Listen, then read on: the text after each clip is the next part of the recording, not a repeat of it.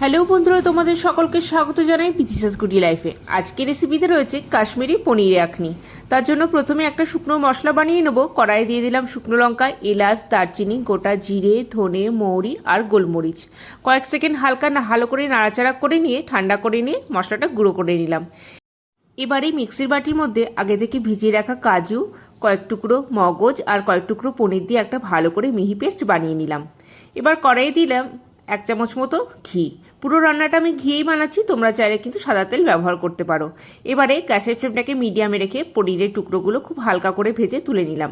ওই বেঁচে যাওয়া ঘিয়ের মধ্যেই কেটে রাখা ক্যাপসিকাম আর টমেটোর টুকরো আর কয়েক টুকরো আদা ভালো করে নাড়াচাড়া করে ভেজে নিয়ে তুলে নিলাম। এবারে কড়াইয়ে আবারও বেশ খানিকটা ঘি দিয়ে তাতে দিয়ে দিলাম জুলিয়ান করে কেটে রাখা আদা আর চিড়ে রাখা লঙ্কা। এরপরে দিয়ে দিলাম করে রাখা কাজু আর পনিরের পেস্টটা, তার সঙ্গে দিয়ে দিলাম একটু বাটি ধুয়ে জল।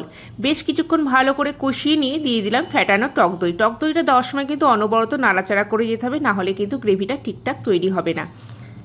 এরপর দিয়ে দেবো স্বাদমতো লবণ আর চিনি, তারপর ভালো করে মিশিয়ে নেব। গ্যাসের ফ্লেমটা কিন্তু পুরোটাই লোয়ে থাকবে। বেশ ভালো করে মিশিয়ে নিয়ে দেখো একটা স্মুথ ক্রিমি গ্রেভি কিন্তু আমি তৈরি করে ফেললাম। এরপর দিয়ে দিলাম ভেজে রাখা পনির, ক্যাপসিকাম আর টমেটোর টুকরো দিয়ে ওপর থেকে ছড়িয়ে দিলাম ওই যে করে রাখা ভাজা মশলাটা, সেইটা। বেশ খানিকটা মশলা দিয়ে দিলাম, তার মধ্যে দিয়ে দিলাম ধনেপাতা কুচি আর বেশ খানিকটা কস্তুরি মেথি। এবার ভালো করে মিক্সড করে নিলেই রেডি হয়ে যাবে ইয়াখনি পনির। তোমরা চাইলে কিন্তু এই স্টেজে একটু ফ্রেশ ক্রিমও ব্যবহার করতে পারো, আমি কিন্তু দিইনি। বানাবে আর জানাবে কেমন হলো, আর চ্যানেলটা সাবস্ক্রাইব করতে ভুলবে না কিন্তু।